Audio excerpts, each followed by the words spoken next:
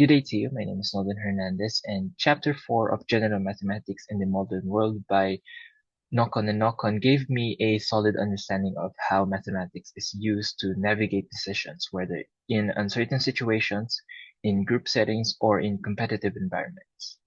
One concept that struck me the most was odds and chances. It stood out because of how often we actually encounter probability in our daily lives, whether we're estimating risks, making decisions, or evaluating possible outcomes.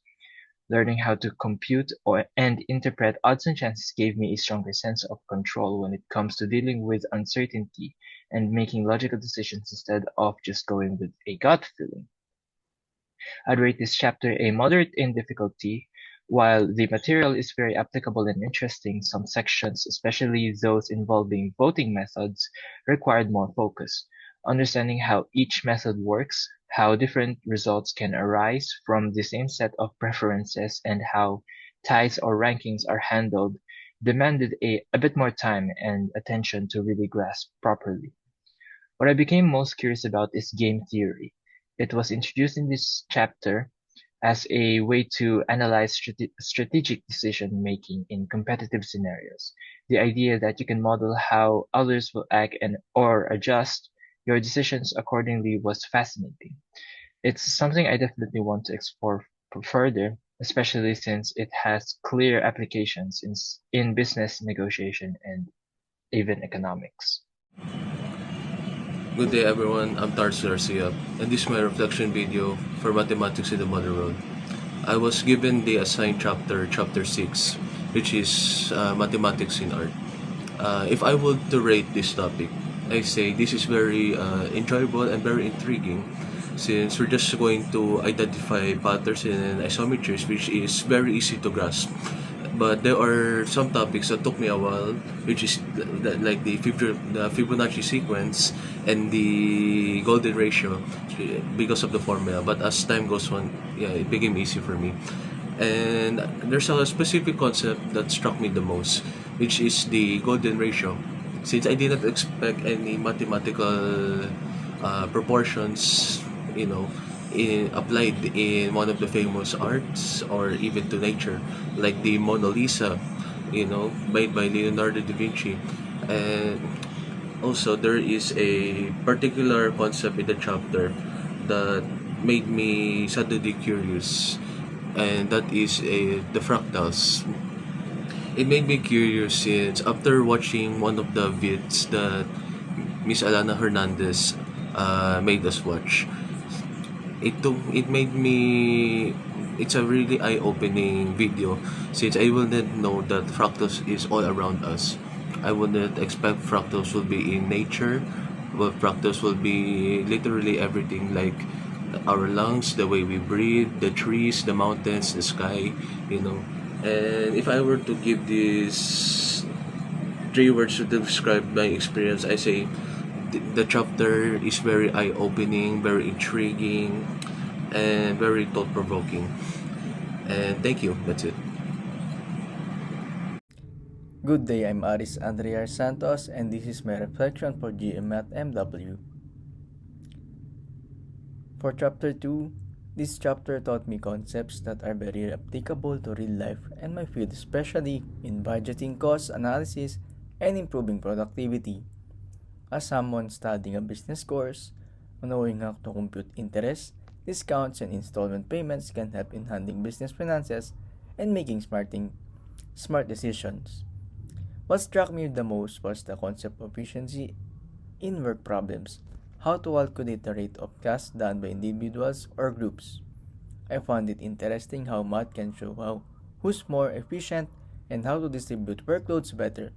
It gave me a new perspective on managing time and teamwork, especially in project-based settings. The consumer math topics were quite easy and practical, while efficiency problems were more challenging at first, especially when combining work rates.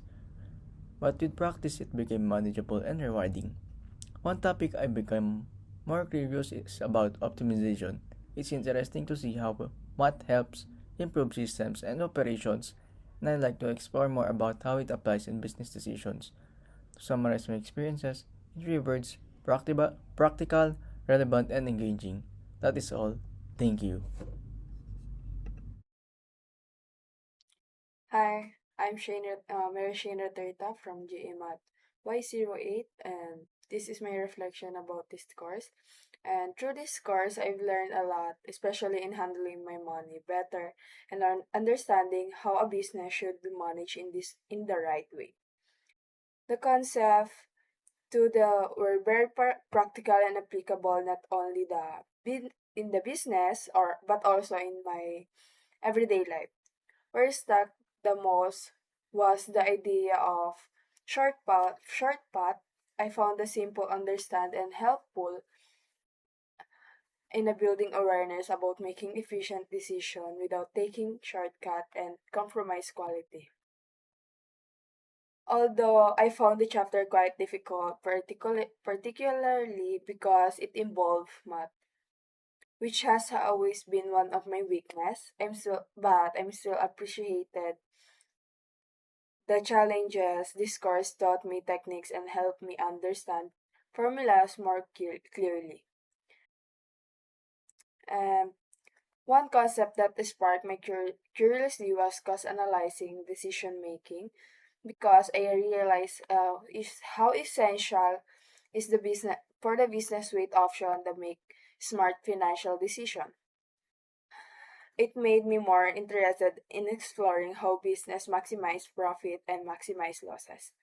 If we're if we're this to describe my experience in this course in 3 words, they would be heavy, nice, and challenging. Despite the difficulty, I gained valuable knowledge. And I'm proud of my growth experience through this course. Greetings, I am Betinnah Pasion, and the topics assigned to me include math and communication and linear programming under efficiency. In my field of biology, especially within the medical field, the concepts of math and communication, especially keeping messages confidential, are crucial. For example, a basic understanding of cryptography would help me appreciate the importance of protecting patients' medical records from unauthorized personnel or cyber threats. Also, just to share, recently I learned that cryptography is applied to DNA sequences, where nucleotides A, C, G, and T can be encoded to secure genetic information. Additionally, linear programming has practical use if I were to manage a clinic in the future. It can help me optimize resources like electricity, medical supplies, and employee salaries. As for the topics I found to be challenging, these include the affine cipher and polyalphabetic cipher systems, like the Vigenère cipher and RNA system. For example, for affine cipher, I found taking the modulo of values, especially the negative ones, confusing initially, but with repeated practice, it became clearer. In fact, during class, I recited a wrong answer, but with practice, I did well on the exam. Now, in terms of what I would like to dive into, this would be the monoalphabetic cipher systems such as the Pigpen cipher, shift cipher, substitution cipher, and transposition cipher. While these systems are simple, the process of encrypting and decrypting messages engages me intellectually. And 3 words to describe my experience in this course would be challenging, insightful, and interesting. Thank you.